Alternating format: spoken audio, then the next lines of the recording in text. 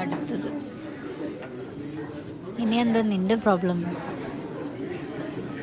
Please അലീഷയുടെ അടുത്തൊന്ന് സംസാരിക്കും എനിക്ക് വേണ്ടി.